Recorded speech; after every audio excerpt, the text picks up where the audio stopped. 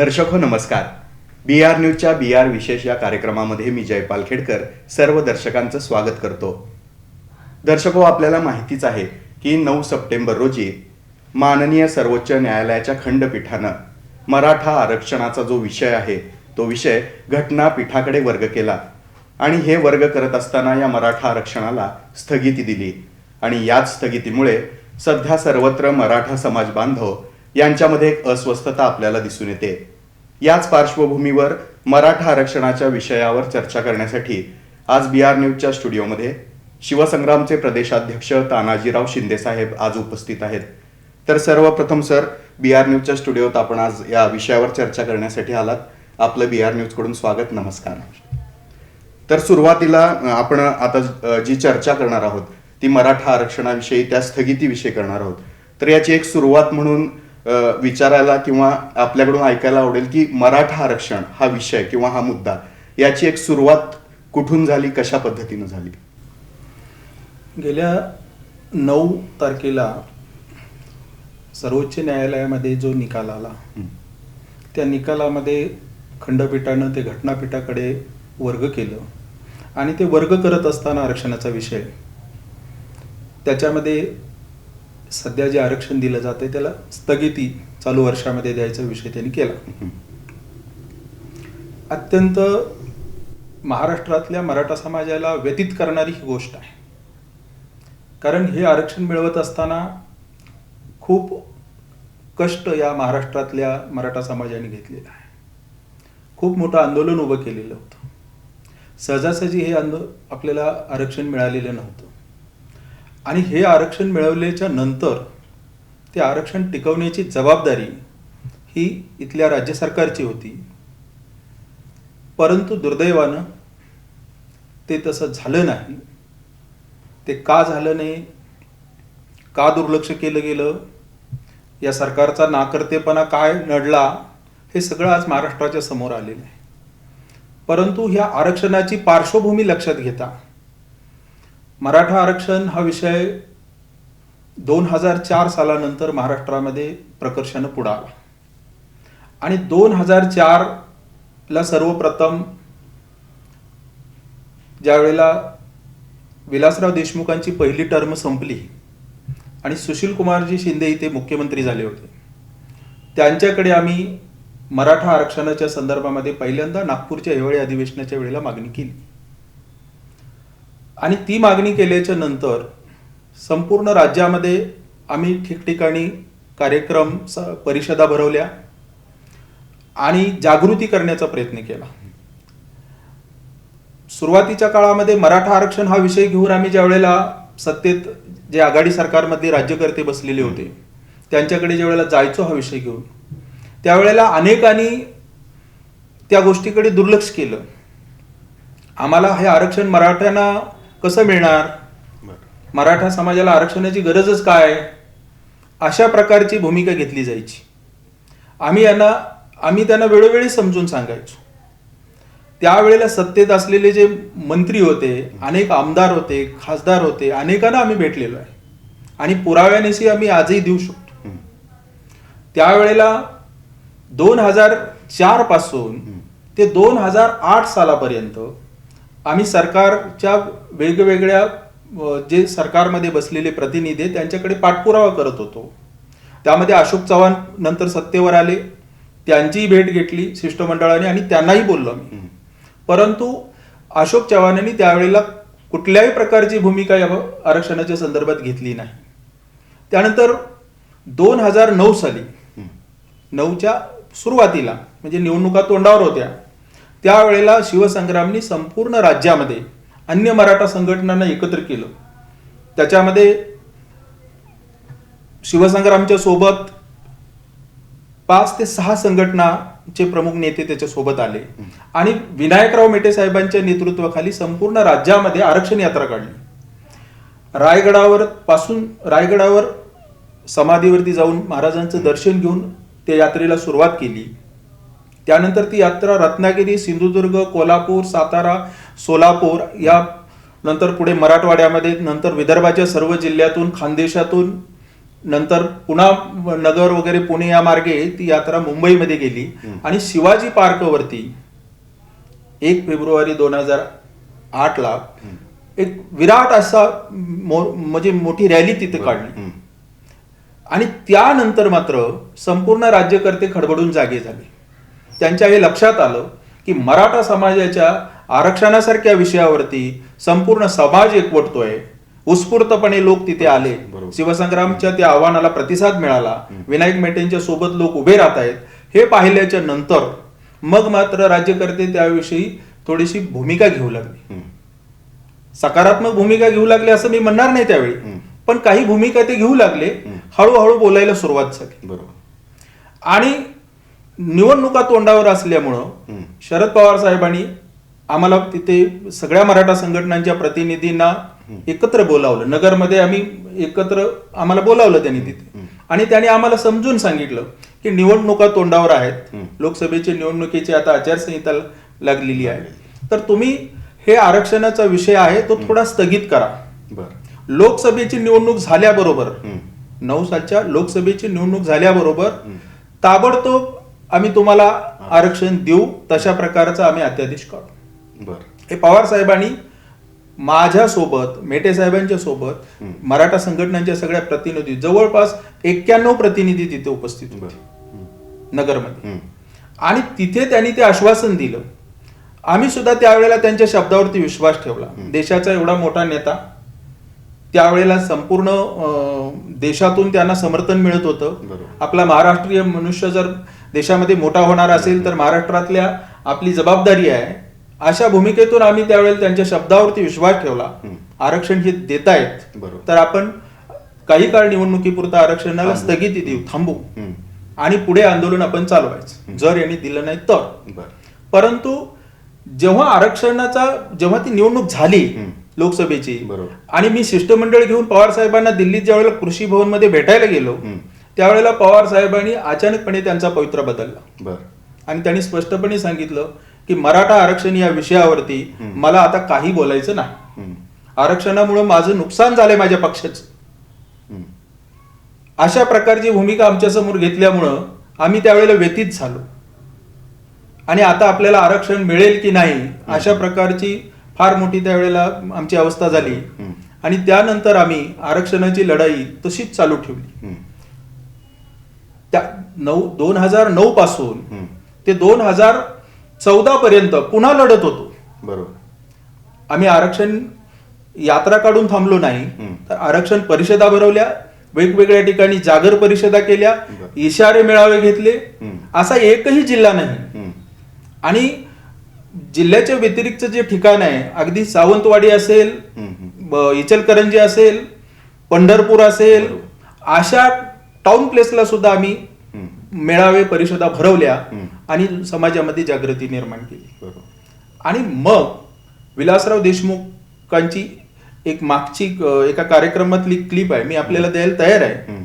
की त्यांनी तो कार्यक्रम असा होता त्यावेळेला की स्टारचा एक कार्यक्रम होता, स्टार माझाचा. आणि त्याच्यामध्ये विलासराव देशमुख आहेत, गोपीनाथराव मुंडे आहेत, आर.आर. आबा आहेत, त्याच्यामध्ये मनोहर जोशी आहेत.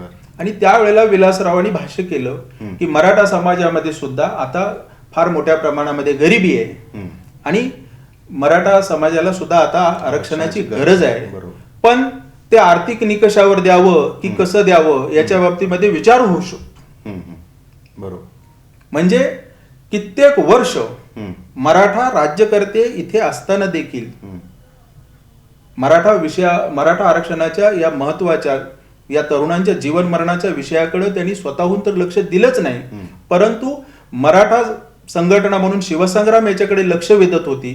त्यानंतरच्या काळामध्ये काही मराठा इतर संघटना आमच्या सोबत आल्या आणि हळूहळू ही आंदोलनाची जी तीव्रता आहे, मागणीची जी तीव्रता आहे ती वाढत गेली. आणि 2014 साली आम्ही शेवटचं ज्या वेळेला शरद पवारांच्याकडे विचारणा केली, त्यावेळेला मला सांगायला अतिशय खेद वाटतो की विनायकराव मेटे साहेबांना शरद पवार साहेबांनी बोलावून सांगितलं की आरक्षणाच्या मुद्द्यावरती तुम्ही विधिमंडळामध्ये जो गोंधळ घालताय तो बरोबर नाही आणि पक्षाच्या विचारसरणीला बाधा पोचेल असं काही वर्तन जर तुमच्याकडून होणार असेल तर तुम्हाला तुमच्यावरती कारवाई केली जाईल. आणि 2013-14च्या दरम्यानी विनायकराव मेटेंच्यावरती कारवाई केली, त्यांना नोटीस बजावली. त्या नोटिसीचं उत्तर विनायकराव मेटे साहेबांनी दिलेलं आहे. त्यांनी असं सांगितलेलं आहे की मी तुमच्या बरोबर, म्हणजे राष्ट्रवादी काँग्रेस बरोबर, मी मूळचा मराठा महासंघाचा कार्यकर्ता, मराठा महासंघ म्हणून संघटना म्हणून आम्ही तुमच्या सोबत आलो आणि आरक्षणासारखे जे मराठा समाजाचे अनेक प्रश्न आहेत ते प्रश्न घेऊन आम्ही तुमच्याकडे आलो आणि ते सोडवण्याची तुम्ही आम्हाला हमी दिलेली होती. तर ते प्रश्न तर तुम्ही सोडवलेच नाहीत. उलट आम्ही या विषयावरती आवाज उठवतो तर तुम्ही आवाज दाबण्याचा प्रयत्न करताय. तर मला माझ्या मराठा समाजाच्या प्रश्नापेक्षा आमदारकी मला महत्वाची वाटत नाही. तुम्हाला या बाबतीमध्ये जो काही निर्णय घ्यायचा आहे तो घ्या. आणि दुर्दैवानं विनायकराव मेटेंची आमदारकी राष्ट्रवादी काँग्रेसनी घालवली. त्यानंतर भारतीय जनता पार्टीचे नेते आमच्या सोबत आले. त्यांनी 2013 साली आमच्याशी संवाद साधला आणि मग आम्ही संघटना म्हणून मराठा समाजासाठीच ही संघटना जन्माला घातलेली. त्यामुळे समाजाचे प्रश्न जो पक्ष सोडवेल त्याच्या सोबत राहायचं अशी भूमिका ही आमची आजतागायत राहिलेली आहे. कोणताही राज्यकर्ता सत्तेत आला तर त्याच्या बाबतीमध्ये आमची कोणत्याही प्रकारची आकसबुद्धी नाही. परंतु हा प्रश्न सोडवायला सत्तेमध्ये आघाडी सरकारमधले अनेक नेते मराठा समाजाचे असून सुद्धा, त्याच्यामध्ये अनेक मुख्यमंत्री मराठा समाजाचे होऊन सुद्धा तो प्रश्न काही त्यावेळेला तसाच लागला नाही. नंतर मात्र गोपीनाथराव मुंडे यांनी आमच्याशी ज्या वेळेला बोलणी केली त्यावेळेला त्यांनी सांगितलं की तुम्हाला ही मंडळी जर आरक्षण देणार नसेल तर आम्ही आरक्षण द्यायला तयार आहोत. आणि ही बोलणी, ही चर्चा एकीकडे होत असताना नारायण राणे समिती, पृथ्वीराज चव्हाण बाबांच्या ज्या वेळेला काळामध्ये नारायण राणे समिती नेमलेली होती, तर नारायण राणे साहेबांच्या नेतृत्वाखाली त्या समितीने जे काही थोडंफार काम केलं आणि त्याच्यातून जो काही रिपोर्ट आला आणि त्या रिपोर्टप्रमाणे त्यांनी मराठा समाजाला ESBC अशा प्रकारचं आरक्षण त्यांनी दिलं. एज्युकेशनली आणि सोशली बॅकवर्ड असं अधिवेशन अगदी जाता जाता, बरोबर, म्हणजे लोकसभेपूर्वी ते आरक्षण मिळावं अशा प्रकारची आमची सर्वांची मागणी होती. बरोबर. पण लोकसभेपूर्वी ते आरक्षण न देता तो निर्णय त्यांनी घेतला नाही. लोकसभा निवडणूक 2014 सालच्या लोकसभा निवडणुकीमध्ये त्यांना दारुण ज्या वेळेला पराभव झाला त्यावेळेला मात्र त्यांनी 25 जूनला त्यांनी निर्णय घेतला. पुढे विधानसभा होती. त्यामुळं या लोकांची, म्हणजे राजकारणामधल्या सगळ्या नेत्यांची, सत्तेच्या भोवती जे नेते आहेत त्यांची ही नेहमी भूमिका राहिली. मताच्या दृष्टीनं जर काही जमाबेरीज करता येत असेल तरच निर्णय घ्यायचे, अन्यथा या प्रश्नाकडे दुर्लक्ष करायचं. आज सुद्धा कालांतरानं तीच पुनरावृत्ती होताना दिसते. म्हणून आघाडी सरकारच्या काळामध्ये, आपण मला विचारलं की आघाडी सरकारच्या काळामध्ये हा एवढा महत्वाचा प्रश्न असताना देखील काय त्यांची मानसिकता होती, तर त्यांची स्पष्टपणे सांगायचं झालं तर नकारात्मक मानसिकता होती. कुठल्याही प्रकारची कार्यवाही शेवटपर्यंत, जवळपास 15 वर्ष ते सत्तेत होते, 15 वर्षामध्ये मराठा आरक्षणावरती त्यांनी कधीही कोणीही निर्णय घेण्याचा प्रयत्न केला नाही, ही वस्तुस्थिती. तर सर, आपण सांगितलं की ज्या पद्धतीनं 2004 सालापासून हा एक लढा उभारला मराठा आरक्षणासाठी, आणि आपण असंही सांगितलं की आघाडी सरकार जे होतं की ज्यावेळी हा निर्णय सर्वप्रथम पुढे आला तर त्यावेळी देखील त्यांचा प्रतिसाद हा केवळ राजकारणापुरता होता असं आपलं मत आहे. पण त्यानंतर जे महायुतीचं सरकार आलं तर या महायुतीच्या सरकारनं पुन्हा एकदा मराठा आरक्षण दिलं, लागू केलं. तर त्यांची नेमकी भूमिका महायुतीच्या सरकारची याबाबत काय वाटली आपल्याला? शिवसंग्राम महायुतीसोबत ज्या वेळेला जाण्याचा, घटक पक्ष म्हणून जाण्याचा निर्णय केला त्यावेळेला त्यांनी आम्हाला स्पष्ट शब्द दिलेला होता की मराठा आरक्षण हे महायुतीचं सरकार जर सत्तेत आलं तर ते देईल. एक मुळात राणे साहेबांची जी समिती होती त्यांनी जो अहवाल दिला आणि त्यानंतर जो आपल्याला आरक्षण मिळालेलं होतं, जे आरक्षण मिळालेलं होतं त्याच्या विरोधामध्ये काही लोक लगेच कोर्टात गेले, त्याला स्थगिती मिळाली. आपण ते सगळ्यांनी पाहिलं. बरोबर. आणि स्थगिती मिळाल्याच्या नंतर ते आरक्षण टिकवण्यासाठी महायुतीच्या नेत्यांच्याकडे आम्ही आग्रह धरला, परंतु अशी एक गोष्ट लक्षात आली की ते आरक्षण टिकवण्यासाठी ज्या गोष्टीची पूर्तता करायला पाहिजे होती ती पूर्तताच केलेली नव्हती. कोर्टाने नारायण राणे साहेबांची समिती ही ग्राह्य धरली नाही, म्हणून पुन्हा त्या सगळ्या प्रक्रिया करणं आवश्यक होतं. म्हणून पुन्हा पहिलं जे अधिवेशन झालं 2014 सालचं फडणवीस सरकार आल्याच्या नंतर जे पहिलं अधिवेशन झालं त्या हिवाळी अधिवेशनातच त्यांनी मराठा आरक्षणासाठी कायदा केला. तो कायदा केल्याच्या नंतर त्यांनी एक कमिशन नेमलं. ते कमिशन गायकवाड कमिशन नेमलं. त्या गायकवाड कमिशननी संपूर्ण राज्यामध्ये फिरून वेगवेगळ्या ठिकाणी जाऊन अभ्यास करून अत्यंत अभ्यासपूर्वक मराठा समाजाची आर्थिक, सामाजिक, शैक्षणिक जी अवस्था आहे त्या अवस्थेविषयी अतिशय विचारांती त्यांनी त्याच्यामध्ये सगळे पुराव्यानिशी सगळं लिहिलेलं आहे. आणि तो अहवाल त्यांनी फडणवीस सरकारकडे दिला.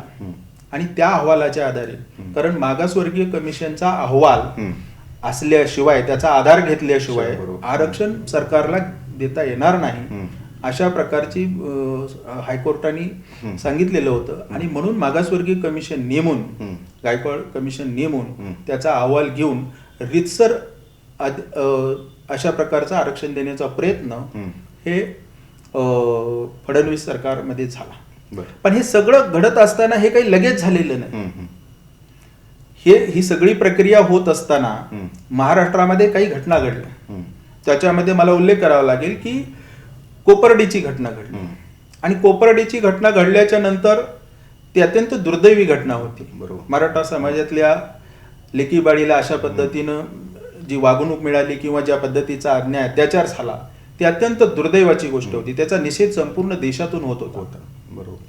आणि अशा परिस्थितीमध्ये संपूर्ण मराठा समाज अस्वस्थ झाला, खवळला आणि एकत्र आला. आणि दरम्यानही आरक्षणाचा विषय समोर येत होता. त्यामुळं मराठा संघटना किंवा शिवसंग्राम एवढ्या पुरताच हा मुद्दा पुन्हा मर्यादित न राहता संपूर्ण मराठा समाज त्याच्यामध्ये सामील झाला. बरोबर. त्याच्यामध्ये समाजातले डॉक्टर, वकील, इंजिनियर, प्राध्यापक, विद्यार्थी या सगळ्यांनी त्याच्यामध्ये सहभाग घेतला. आणि औरंगाबाद पासून पहिला मोर्चा निघाला. औरंगाबाद पासून मोर्चा निघायला सुरुवात झाली. त्या मोर्चाला कोणी लिडिंग करत नव्हतं, कोणी त्याच्यासाठी तयारी करत नव्हतं. फक्त तारीख जाहीर व्हायची. बरोबर. आणि त्या तारखेला हजारो, लाखो, एकत्रित विचार केला तर करोडो लोक रस्त्यावरती उतरले. बरोबर. आणि या सगळ्या परिस्थितीमध्ये फडणवीसांनी अत्यंत संयमानं, अतिशय गांभीर्यानं तो विषय घेतला. त्या वेळेला आज जी मंडळी सत्तेत बसलेली आहेत आघाडी सरकारमध्ये, ती मंडळी फडणवीसांनी निर्णय घ्यावा, लवकर घ्यावा, आम्ही मदत करू वगैरे अशी भूमिका घेत होते. आणि आंदोलनात ही जी मंडळी मागे आघाडी सरकारच्या काळात सत्तेत होती ती मंडळी आम्हाला प्रतिसाद देत नव्हती या विषयावरती. ती मंडळी, ते मंत्री, माजी मंत्री झाल्याच्या नंतर मात्र त्या विराट अशा क्रांती मोर्चामध्ये सगळ्यांच्या मागे फिरत होते, मागे चालत होते. हे पण महाराष्ट्राने पाहिलेलं आहे. म्हणजे गर्दीचा महिमा हा शेवटी प्रभावी ठरतो हे आपण पाहिलेलं आहे. मराठा समाज बांधवांची एकजूट दाखवली किंवा जनसागर निघत होता समाजासाठी आरक्षणाच्या मुद्द्यावर, तर त्यामुळं आपलं म्हणणं आहे की जी लोक प्रतिसाद देत नव्हती ती देखील यामध्ये सामील होऊ लागली. बरोबर. म्हणजे मला एकूण सांगायचं असं मी सुरुवातीला सांगितलं की हे आरक्षण आज स्थगिती मिळाली हे काही कुणाच्या मेहरबानीने मिळालेलं नाहीये. हे आरक्षण मिळवण्यासाठी अनेकांना अनेक वर्ष काम करावं लागलं. आमच्यासारखे कार्यकर्ते रात्रंदिवस राज्यामध्ये फिरले, प्रचार प्रसार केला. आणि आमच्या या कामाला पुढे ज्यावेळेला संपूर्ण राज्यातून लाखोचे मोर्चे निघा लागले, जागृती झाली, त्यावेळेला काहीतरी फळ आलं, त्याच्यामध्ये आम्ही यशस्वी झालो. आणि नंतर ज्यावेळेला समाजाचा प्रचंड रेटा समोर येतोय म्हटल्याच्या नंतर फडणवीस सरकारने तो विषय अतिशय गांभीर्याने हाताळला आणि आरक्षण टिकेल अशा प्रकारचं आरक्षण त्यांनी दिलं. दिलेला शब्द त्यांनी पाळला. आरक्षण जाहीर झाल्याच्या नंतर लगेच सदावर्तेसारखे लोक कोर्टात गेले, इथल्या हायकोर्टामध्ये गेले. परंतु हायकोर्टामध्ये जी तयारी करावी लागेल ती सगळी फडणवीस सरकारमधल्या वकील असतील, त्यांचे महायुक्त असतील, या सर्वांनी ती तयारी केली. विनोद तावडे, चंद्रकांत दादा पाटील, विनायकराव मेटे, ही सगळी मंडळी, प्रवीण दरेकर आहेत, ही सगळी मंडळी त्यावेळेला हे आरक्षण टिकवण्यासाठी जे काही करायला लागत होतं ते सगळं करत होते. आणि आपण हे पाहिलं की महाराष्ट्रामध्ये ते आरक्षण हायकोर्टामध्ये टिकवून दाखवलं. फक्त ते आरक्षण टिकवत असताना कोर्टाच्या अधिकारामध्ये जे 16% आरक्षण आपल्याला मिळालेलं होतं ते 16% वरून 4% त्याच्यामध्ये कमी केलं आणि 12% आरक्षण आपल्याला ती म्हणजे अतिशय कष्टाने, मी म्हणालो की मराठ्यांच्या कष्टाने मिळवलेलं हा यश आहे. आणि हे यश आता जे सरकार सत्तेत आलं त्यांच्या नाकर्तेपणामुळं हे जर त्याच्यावर सगळं पाणी पडणार असेल, मराठा मुलांचं जीवन जर अंधकारमय होणार असेल, तर आम्ही मराठा समाजानं गप्प का बसावं? तर एकंदर आपण बघितलं सर की जेव्हापासून हा लढा किंवा आरक्षणासाठी प्रयत्न सुरू झाले त्याचा जो इतिहास आहे, आपण पहिल्यापासून सांगितलं की ज्या पद्धतीनं मराठा आरक्षणाचा मुद्दा हा प्रकर्षानं पुढे आला, त्यात लाखो करोडो मराठा बांधव सामील झाले आणि एक प्रकारे आरक्षण मिळालं. पण आपण सांगितलं की आघाडी सरकार आणि महायुती या दोन्ही सरकारांच्या काळामध्ये जो प्रतिसाद होता तो आपल्याला कशा पद्धतीनं लाभला. पण सध्या जी सर्वोच्च न्यायालयाकडून घटनापीठाकडे ज्यावेळी हा मुद्दा वर्ग होत होता त्यावेळी ही स्थगिती मिळाली. पण सर्वोच्च न्यायालयामध्ये मराठा आरक्षण जे आहे ते टिकवण्यासाठी सध्याचं जे आघाडी सरकार आहे त्यांनी काय प्रयत्न केले, आपल्याला त्याबद्दल काय माहिती? की मी आपल्याला एक गोष्ट सांगेन की 9 तारखेला आपलं आरक्षण रद्द झालं, म्हणजे स्थगिती मिळाली सुप्रीम कोर्टामध्ये. बरोबर.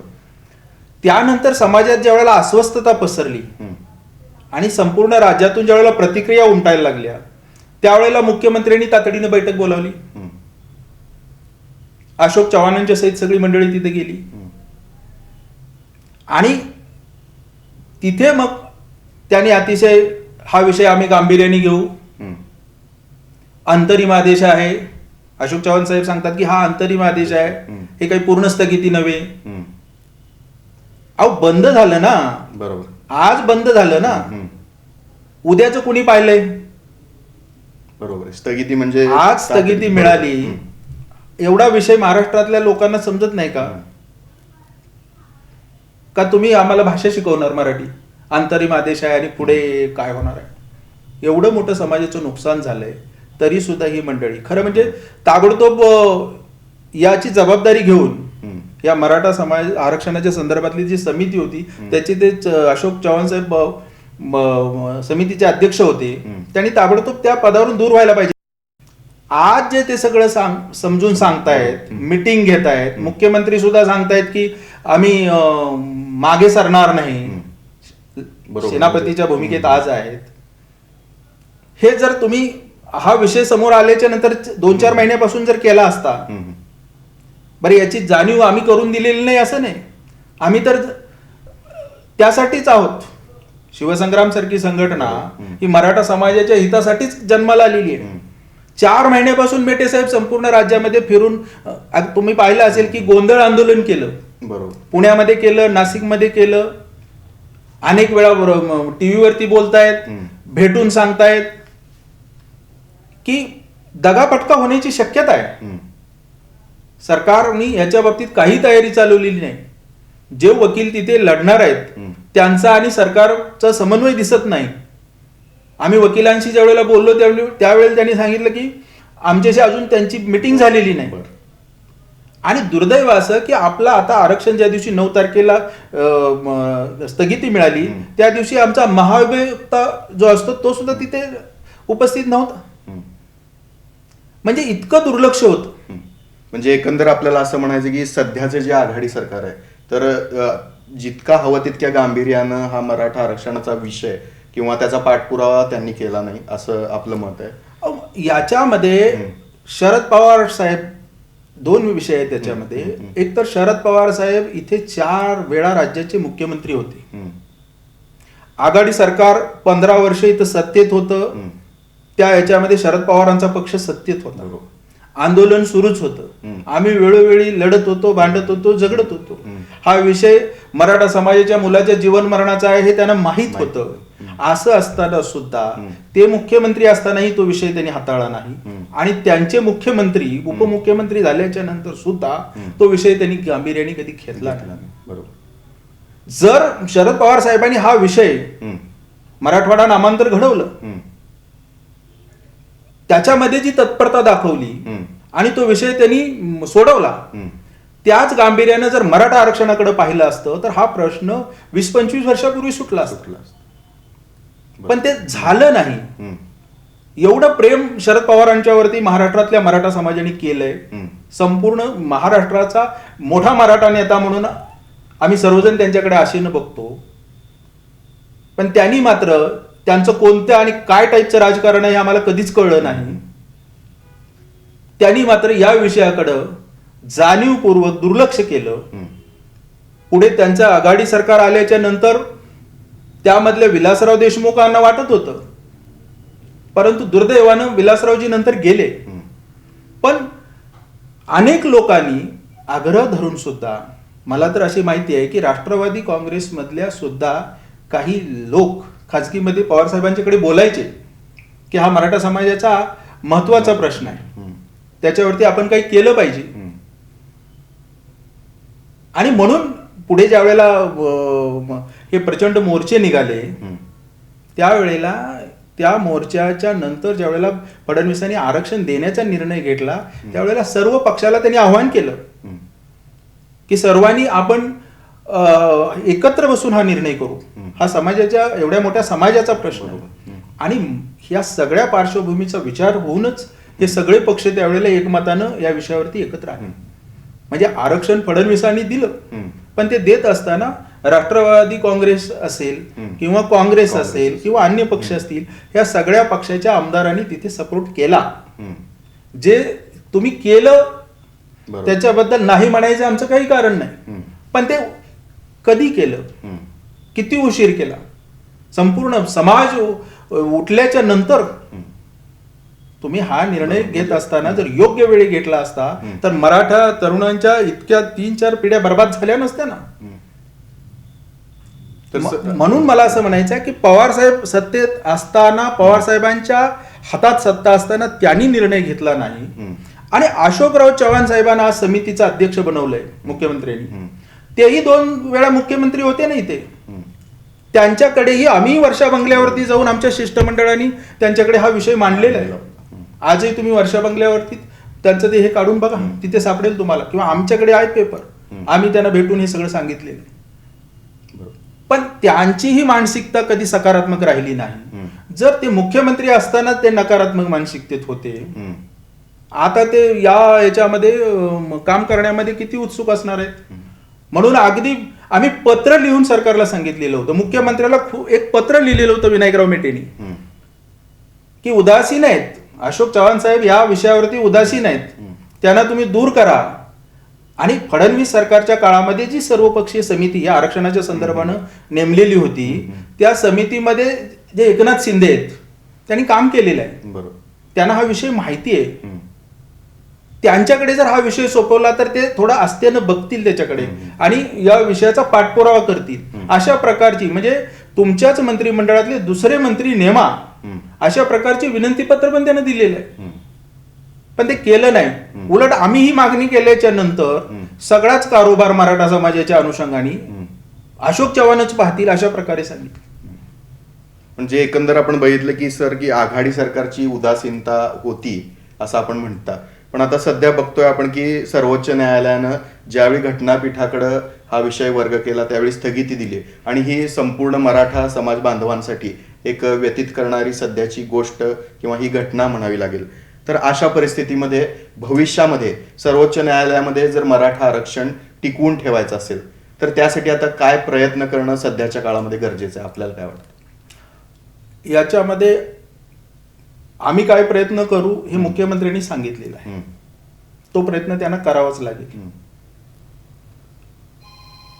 आंदोलन करणारे जे संघटना आहेत, छोटे मोठे ठिकठिकाणी आंदोलन करणारे जे कार्यकर्ते, हे सगळ्या कार्यकर्त्यांनी अतिशय ठामपणे सांगितलेलं आहे की जोपर्यंत आरक्षण मिळणार नाही तोपर्यंत काही आम्ही शांत राहणार नाही. मुख्यमंत्र्यांनी विनंती केली आहे की तुम्ही शांत राहा, आम्ही हे टिकवण्याचा प्रयत्न करू, पण हा विषय कोर्टातला आहे. कोर्टातला निर्णय कधी लागेल, किती वर्षांनी लागेल, हे काही सांगता येणार नाही. बरोबर. आरक्षणला स्थगिती मिळाल्यानंतर सुद्धा जे पर्यायी मार्ग आहेत ते पर्यायी मार्गासाठी तरी तुम्ही तातडीनं पावलं उचलू शकता ना. पवार साहेबांनी आता मध्यंतरी सांगितलं की वटहुकूम काढा, म्हणजे लोक आंदोलन करणार नाहीत, शांत बसतील, म्हणजे काळजी त्यांना पुन्हा राज्य सरकारचीच. आपण हे वृत्तपत्रात आलेलं आहे, बरोबर, त्याच्यामध्ये स्पष्टपणे त्यांनी म्हटलेलं आहे की अध्यादेश काढा म्हणजे आंदोलन होणार नाही, म्हणजे आंदोलन न होण्यासाठी तुम्ही अध्यादेश काढा. यापूर्वी काढलेले अध्यादेश टिकले नाहीत, चंद्रकांत पाटील हे सांगतायत, पुन्हा तुम्ही तेच करा. म्हणजे जे काही पर्याय असतील, मुख्यमंत्री म्हणून त्यांची ही जबाबदारी आहे, त्यांच्या सोबत उपमुख्यमंत्री म्हणून अजित पवारांची ही जबाबदारी आहे. असं नाही की ते शिवसेनेची जबाबदारी आहे किंवा ते अशोक चव्हाण तिथे काँग्रेसचे आहेत समितीचे अध्यक्ष म्हणून ती त्यांचीच जबाबदारी, असं नाही. राष्ट्रवादी काँग्रेस असेल, काँग्रेस असेल किंवा शिवसेना असेल, या पक्षांचं मिळून सरकार आहे, तिन्ही पक्षांचं, त्यामध्ये बसलेल्या सरकारमधल्या सगळ्यांची ती जबाबदारी आहे. आणि सगळ्यांनी मिळून आज दुर्दैवानं हे स्थगिती मिळाली आहे, ती स्थगिती उठवण्यासाठी खंडपीठाकडे जे जे करावं लागेल, बाकीचे विषय थोडेसे बाजूला सारा, बाकीचे विषय हे एका विशिष्ट भागाचे असतात, बरोबर, किंवा मर्यादित असतात. हा अमर्यादित विषय आहे, संपूर्ण समाजाचा, महाराष्ट्रातल्या 3.5 कोटी मराठ्यांचा हा विषय आहे. या विषयाकडे जर तुम्ही सगळ्यांनी गांभीर्याने पाहिलं तर हा विषय आपण पुढे नेऊ शकू असं आम्हाला वाटतंय. म्हणून आमचं सरकारला सांगणं आहे, शिवसंग्राम म्हणून यांना सांगणं आहे की तुम्ही आरक्षण टिकवण्यासाठी जे जे प्रयत्न करावे लागतील ते जरूर केले पाहिजे. त्याच्यामध्ये वटहुकूम काढणं गरजेचं असेल तातडीनं तरी तो काढला पाहिजे. बाकी जे जे करावं लागेल ते केलं पाहिजे. वकील तुम्हाला बदलावे लागले तर ते बदलले पाहिजे, पण गांभीर्यानं तो विषय घेतलाच पाहिजे. ज्या मंत्र्यांना या विषयामध्ये रस आहे त्यांना ते काम सोपवलं पाहिजे, असंही आमचं म्हणणं आहे. आणि याबरोबरच सारथी सारखी संस्था, मागच्या 2 महिन्यांपूर्वी हा विषय निघालेला होता, आपण पाहिलं की मराठा समाजाच्या आर्थिक सामाजिक उन्नतीसाठी, शैक्षणिक उन्नतीसाठी सारथी संस्थेची फडणवीस सरकारने निर्मिती केलेली होती. तिचं काम टोटली बंद.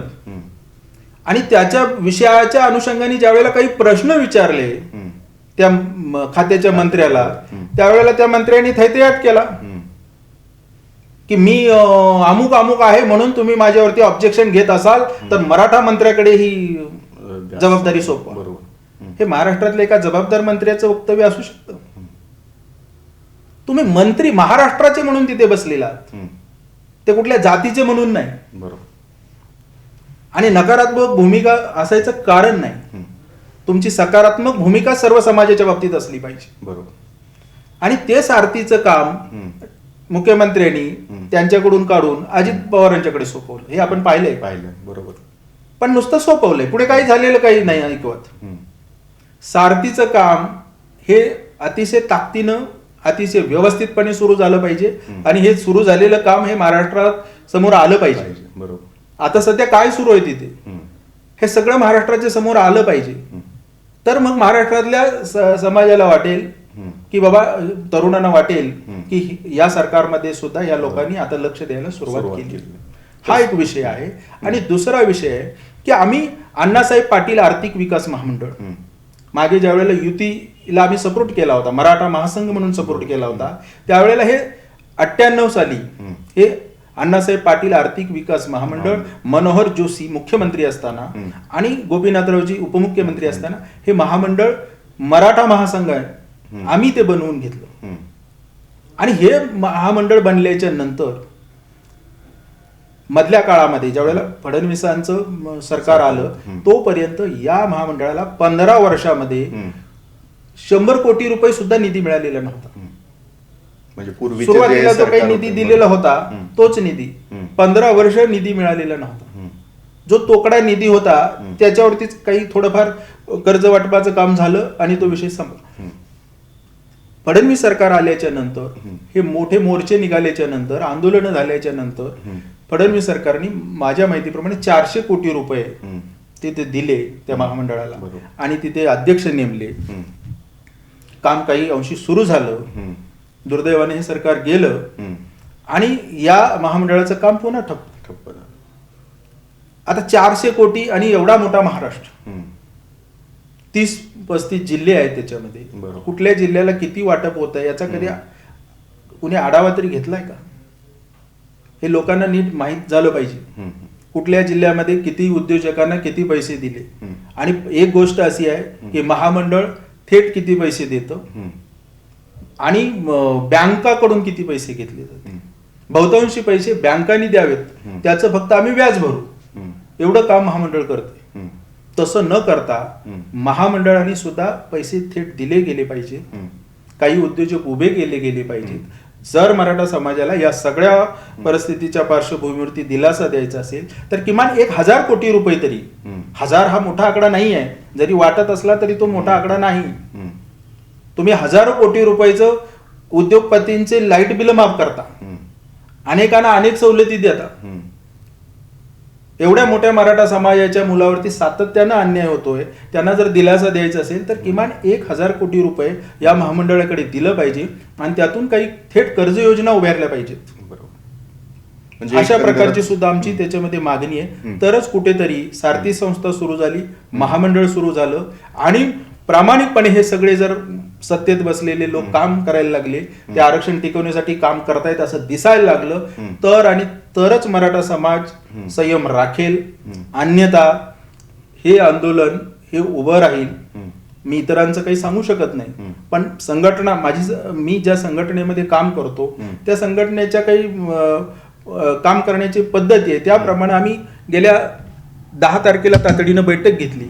राज्याची बैठक आम्ही व्हिडिओ कॉन्फरन्सद्वारे घेतली आणि पुढचं जी काही दिशा आहे ती आम्ही त्याच्यामध्ये निश्चित केली.